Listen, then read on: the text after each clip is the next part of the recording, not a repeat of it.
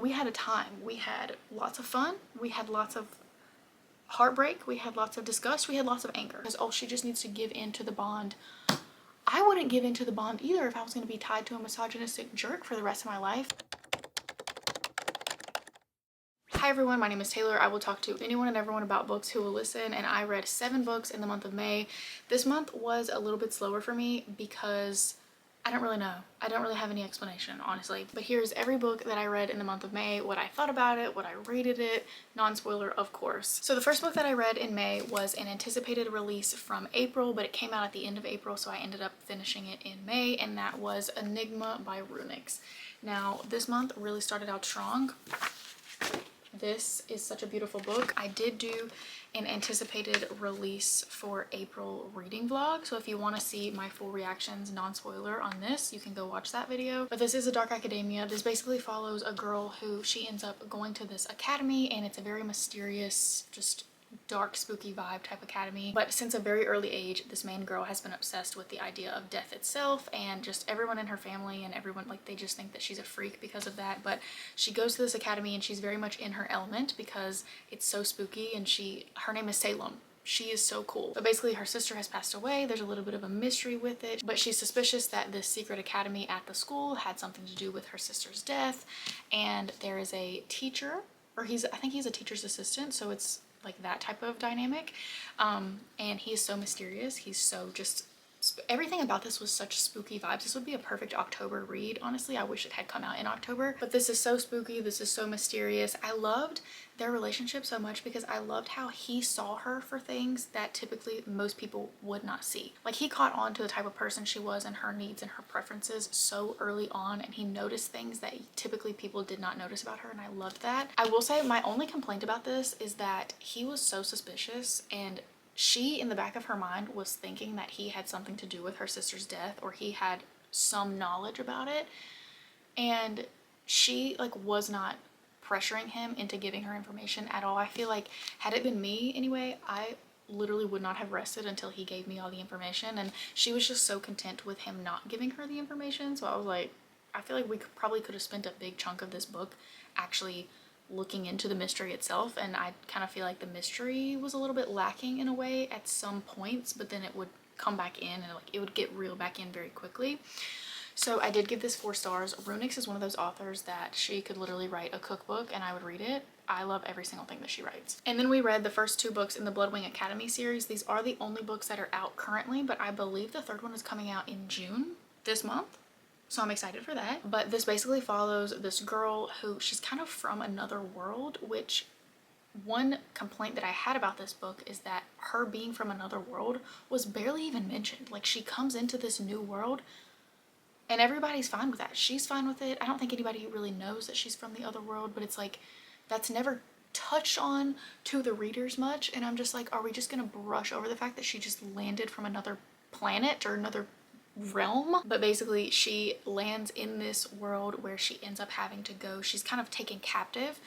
She ends up having to go to Bloodwing Academy, and at Bloodwing Academy there are the vampires and then there are the humans. Now, she's part of the human population, and the main guy, he's a vampire, and he's kind of like very high up in that hierarchy, and so he kind of takes her as his mate.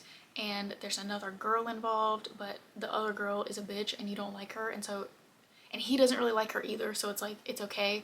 But this is very much a bully romance. In the first one, other people were more of a bully towards her than he was, but in the second one, he was a bully towards her. If you liked Fourth Wing, if you liked Crave, if you liked Zodiac Academy, just romantasies like that give you that nostalgic feeling. They might not be the best written thing ever, they might not be a masterpiece, but they're so entertaining while you read them. This is the perfect example of that. It might take a little bit to get into, but once you get into it, you are hooked, and I cannot wait for the 3rd one in this series. They are the type of enemies to lovers that actually hate each other, but the tension is tensioning. They're perfect. I love them. I gave both of these 4.5 stars. And then I read Done and Dusted. I read this literally in one sitting outside. This is such an easy read. I will say I had super high expectations for this, and it did kind of disappoint me. I just felt like not a lot happened. It was very fast paced, but, and I mean, it is kind of a short book, so that's understandable, but it was very insta-lovey. It was very fast paced. This is entertaining nonetheless, but I just feel like they got together so quickly and then nothing really happened. I also kind of hated that he was like, they were talking about how, oh, he's such a bad boy and he has such a bad reputation and now he's reformed, but we never even got like a snippet of that. It's like, it's as if that never even happened, and I do wish that we'd gotten a little bit more into that. Now also, he called her sugar during like the sex scenes, which literally made me cringe every time I read it. I did really like the brother's best friend aspect of it all. I really liked the fact that she was a barrel rider instead of him. Like, he was definitely a cowboy, but she was the one who was actually, because you know, usually in cowboy romances, it's the man that's the cowboy. In this, she was the barrel rider, and I just really loved that. So I did like that aspect of it. I liked certain aspects, and then I didn't like other certain aspects. I did give this 3 stars. I'm gonna read the rest. I have the second one on my TBR cart, but this one just lacked a lot for me. And then we have Rewind It Back. This is the last book in the Windy City series. The Windy City series is a sports romance series, and each book follows a different couple and each one is a different sport. So this one is hockey, and from the beginning you see Rio in the other books as the side character. He's the funny character that provides comedic relief. You don't think that there's that much depth to him, but it's one of those situations, once again, where once you get to his book you realize how much depth there is to him. And I loved this so much. Rio and Hallie, genuinely, like, every book in the Windy City series, when one gets released, I'm like, that's my favorite, that's my favorite, that's my favorite. This is my favorite. I think I'm gonna have to reread them because I finally got them all right here. These are going out of print. I've wanted these for so long, but the second I saw that these were going out of print, the speed at which I ran to buy them is embarrassing. But I need to reread them all to truly gauge my full ratings and which one's my favorite, but at the moment I think this one is my favorite, but then again that might just be because it's the newest release and it's the freshest on my mind. But he gave such Noah Calhoun energy. He literally gave the Notebook energy, because so this is it's friends to lovers, but it's also second chance romance. Those are 2 tropes that I typically am not the biggest fan of, especially second chance romance, because a lot of times I feel like when I read second chance romance, I'm like, I hate that I didn't get to see how they fell in love, you know, like I only get to see it the second time around. With this, you got flashback chapters. So you were in present day where they've been broken up for 6 years, and they don't hate each other. Like, they've loved each other their entire lives, but they both broke each other's hearts basically. And so you have present day where they're a little bit like iffy towards one another, but they're falling back in love. You have past tense where they're kids when they first meet, where they fall in love, or they're teenagers where they break up. You get to follow them through that entire just course of their lives, and I loved everything about it. But this man, so he's a hockey player, obviously he's a famous hockey player. She has always had a dream of becoming an interior designer, which is what she did. So in present day, she's the interior designer, ironically, for his house. So that's kind of how they meet back up. When they were younger, when they were falling in love, she told him about their dream home, and she told him every single detail about their home and what she wanted their home together to look like. So now 6 years later, they've been broken up for 6 years, and his home that he bought in Chicago is the exact home that she explained to him. And so now that she's designing his house, little does she know, she's literally designing her dream home, because he kind of tells her, like, you have free range of any decisions, any design decisions within this house. Like, I trust you, I trust your judgment, you design it. So she's quite literally designing their home together. And that, if that's not such Noah Calhoun energy, like, he literally bought her the house that, it actually makes me sick. This man went 6 years without her. He went 6 years going on date after date after date, trying to find the perfect woman, because he wanted to be with someone so bad. Because after the rest of this entire series, he's watched all of his friends fall in love and form families and just have the love that he used to have, and he doesn't have it anymore. So he has spent the past 6 years looking for that and seeing that in his friends, and he's just yearning for that. But every woman, it's just not the woman that he wants, because the woman that he wants is Hallie, and they broke up 6 years ago. So he's been doing that for 6 years, and he was just such a, like, this is the type of love that you quite literally feel it through the pages, and I'm obsessed with them. But I did do a reading vlog of this, so this should be out soon if you want to see this. And this series is just one of my favorite sports romances of all time, and it truly, like they said, it truly is just a story of friends who found a family within each other in the Windy City, and I will cry. So naturally I gave this 5 stars because it deserves nothing less. And then I read Reign of Shadows and Endings. Now, I have a lot of beef with this book. In this world, there are legacies, and then there are the Fae. legacies are kind of like the royal elite of the world, and then the fae are kind of like bottom of the totem pole. The legacies, the very high up legacies, get to choose one fae of their choosing to be kind of like their source. But what that means is the fae and the legacy bond, and the legacy drains the fae of all their power, and the legacy basically uses the fae as kind of like a slave. The idea of it, it's like, oh, it's gonna be enemies to lovers, it's gonna be, you know, like he's gonna use her as his source and then he's gonna end up falling in love with her, which, like, yeah, but I hated this man. I was so invested in the plot, I was so invested in the main girl. I hated this man. My camera is literally gonna die. But I hated that him and all of his friends treated her like a child. She would ask him things and she'd be like, why didn't you tell me that? And he's like, you don't have a right to know. Your only purpose in life is to serve me. And I hated that misogynistic, just, oh my god, I hated that mentality so bad. Now, I am gonna be reading the rest because I'm interested in her and I'm interested in the actual storyline itself. As for him, I literally hate him. He can die. However, I feel like he's gonna have character development in the later books, but as of right now, I hate him because there are 2 more books out right now. I have not read those yet, but I will be. But I just hate it. Like, they treated her like a child, and everybody online was hating her because I looked it up because I was like, I can't be in the minority of this, of hating this man. I kind of am, honestly, because I saw so many videos of people talking about how they loved him and they hated her because, oh, she just needs to give in to the bond. I wouldn't give into the bond either if I was going to be tied to a misogynistic jerk for the rest of my life. Literally, this entire book is just her trying to run from him, him catching her, them fighting, repeat. And honestly, I don't blame her one bit because I hated this man. I gave this 3.5 stars and I'm excited to read the rest, but I'm really going to need this man to do better. And I'm going to need everyone else. I honestly just want her to flourish within her powers and kill them all and run away. Thank you. And then the final book that we read this month is Releasing 10. Now, I did a full spoiler reading vlog on this. If you want to go watch that, it's my most recent video. I cannot preface this enough that this is the heaviest book I have ever read.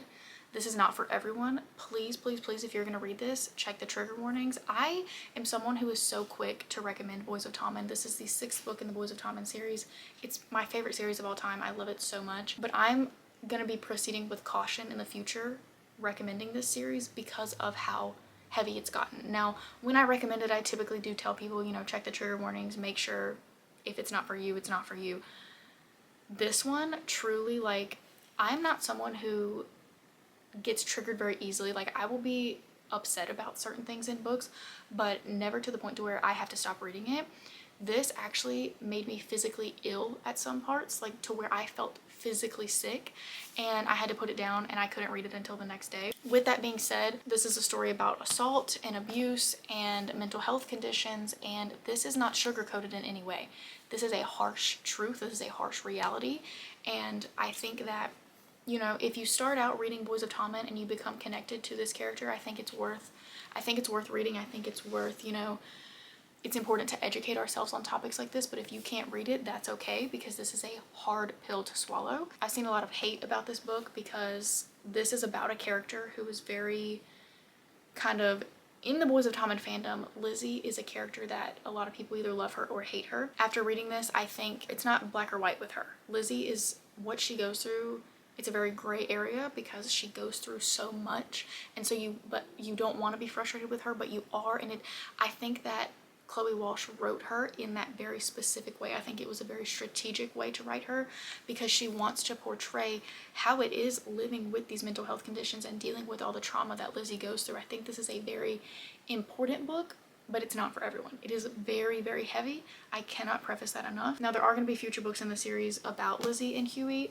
I will say also, Huey, I gained such a respect for him. Going into this, I really could not have cared less about Huey, honestly, based off like what I've heard of him in the other books. But Huey is just such a protector, and he was so strong in this book for what he was doing for others around him, and I really, really love Huey after reading this, and I have more empathy towards Lizzie now that I've read this, and I just think that she is a broken girl who lashes out, and she has every right to lash out. Do I think that that necessarily redeems her actions in the other books? No, but I do, like I said, I think it's a gray area. If you want to see my full thoughts on this, definitely watch the spoiler reading vlog, but if you don't want spoilers, there is going to be a non-spoiler reading vlog coming out of that as well, so you can stay tuned for that. I just think that this book is a lot, and this book is literally just Lizzie's childhood trauma. That is all this is. We didn't even get to present day in Lizzie's story. This is literally just 3 years old to 16 years old is what that is. And it's rough. And this is an unrateable book. I